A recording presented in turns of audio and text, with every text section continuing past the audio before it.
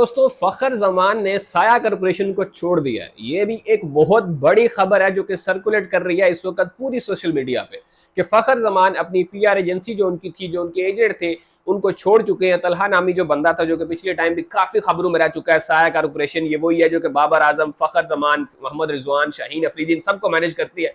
तो कुछ टाइम पहले शाहीन ने इनको छोड़ा था और अब जो है फखर जमान की तरफ से ये बात आ रही है कि फखर जो है वो साया कॉर्पोरेशन को छोड़ चुके हैं।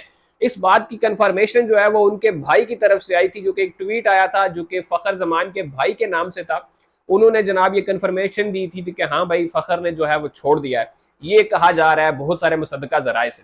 मेन जो है वो ट्वीट कर रहे हैं कादिर ख्वाजा, जो कि पाकिस्तान के काफी नामी माने जाने जर्नलिस्ट हैं। आजकल पीसीबी के साथ बड़े उनके अच्छे ताल्लुकात चल रहे हैं, काफी खबरें उनकी ठीक भी होती हैं, लेकिन अक्सर जो है वो फाख्ता को वक्त पड़ जाता है भाई। फाख्ता को अक्सर जो है वो चीजें समझ नहीं आती है, लेकिन उनकी फाख्ता काफी मशहूर है भाई। तो उनकी तरफ से यह खबर आती है कि फखर जमान साया कॉर्पोरेशन को छोड़ चुके हैं। अब फखर जमान ने साया कॉर्पोरेशन को छोड़ा क्यों है भाई? इसके पीछे क्या वजूहात हो सकती है? ये जो वजूहात निकल कर आ रही हैं बड़ी खतरनाक हैं, और दिल तो नहीं करता कि इस बात पे यकीन किया जाए, लेकिन फिर भी जो चीजें निकल कर आ रही हैं वो आ रही है। खबर कुछ यूं है कि फखर जमान साया कॉर्पोरेशन के जो एजेंट थे उनके तलहा, उनसे नाराज हो गए हैं। और नाराज इसलिए हुए हैं कि उन्होंने फखर जमान को बगैर बताए, बगैर इनकी इजाजत के बाबर आजम के बारे में ट्वीट कर दिया।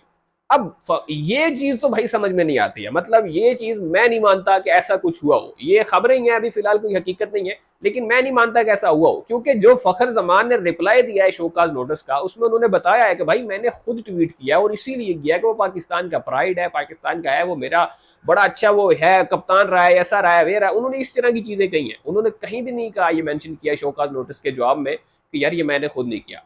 ये तो बड़ा सिंपल सा काम था ना कि वो शोकाज नोटिस का जवाब देते कि भाई मैं नहीं किया, ये मेरे एजेंट ने किया, तो मैं एजेंट चेंज कर रहे हैं, तो मैं बिल्कुल इस चीज से शामिल नहीं है। वो टीम में भी होते और सब कुछ हो जाता। लेकिन उन्होंने ऐसा कोई जवाब नहीं दिया। उन्होंने कहा कि भाई मैंने इसलिए किया है, मैंने इसलिए किया। काफी सारी वजूहात उन्होंने बयान की है। उन्होंने कहीं भी ये मेंशन नहीं किया कि भाई मैंने ये नहीं किया।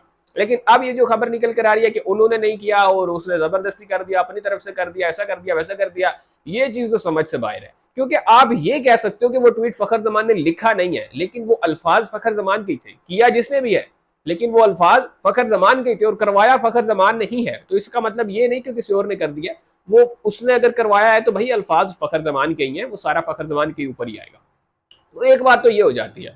दूसरा ये कहा जा रहा है कि फखर जमान के खिलाफ एक प्रॉपर साजिश तैयार की गई है, क्योंकि आकिब जावेद की जानिब से ये सुनने को आ रहा था, जब आकिब जावेद जो है वो पीसीबी के साथ उनके बन रहे थे ना मामला, पहला टेस्ट मैच जीतने के बाद, उसके बाद पीसीबी के साथ उनकी काफी मीटिंग वगैरह चल रही थी, और उसमें यह बात सामने आ रही थी कि आकिब जावेद के जहन में यह बात थी और वो ये चाह रहे थे कि किसी तरह से फखर जमान को व्हाइट बॉल का कोच बना दिया जाए। जिन दिनों काफी ये खबरें चल रही थी कि आगा सलमान का नाम जेरे गौर है, फखर है, रिजवान है, हारिस है, शादाब खान है, ये काफी सारी खबरें जो है चल रही थी। उन्हीं दिनों में आकिब जावेद काफी मीटिंग में ये बात कर चुके थे कि मेरा ख्याल है फखर जमान को व्हाइट बॉल कैप्टनसी देनी चाहिए। तो इसी बात को मद्देनजर रखते हुए, ये स्पेकुलेशन है, मैं अपनी तरफ से नहीं कह रहा, ये खबरें वही है जो सोशल मीडिया पे गर्दिश कर रही हैं और कादिर ख्वाजा की जानिब से ये शेयर भी की गई है। और ये वही है भाई, बिल्कुल उसी चीज पे बात कर रहा हूं मैं, अपनी तरफ से ला के नहीं दे रहा। तो ये जो है वो कहा जा रहा है कि उन्होंने इस चीज को काउंटर करने के लिए, ये जो साया कॉर्पोरेशन है, इन्होंने इस चीज को काउंटर करने के लिए कि फखर जमान को कप्तान ना बनने दिया जाए, इस चीज को काउंटर करने के लिए उन्होंने फखर के जो है वो अकाउंट से ट्वीट कर दिया।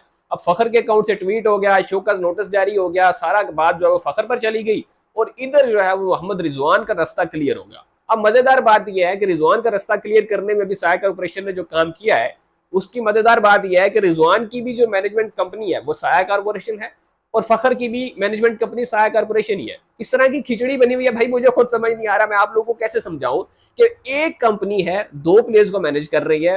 एक प्लेयर को उन्होंने भाई जलील करके साइड पर हटा दिया और उन्होंने दूसरे प्लेयर को कप्तान बना दिया। ये बात कही जा रही है हमारे चंद जर्नलिस्ट की जानिब से, जो कि अकल में आ तो नहीं रही है। लेकिन ये क्या है भाई, हो क्या रहा है पीसीबी में इस वक्त? हमारी क्रिकेट में क्या चल रहा है यार? इतनी सियासत भाई, इतनी सियासत।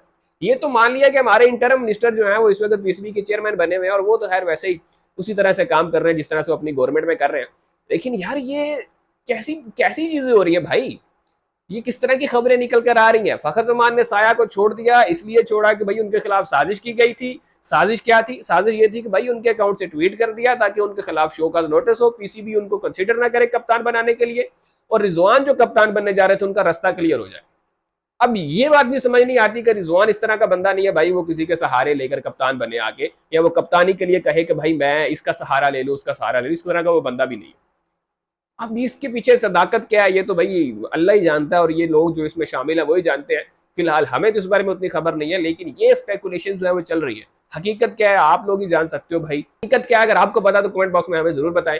ये वही बातें हैं जो हर तरफ कही जा रही हैं और जो सुनी जा रही है।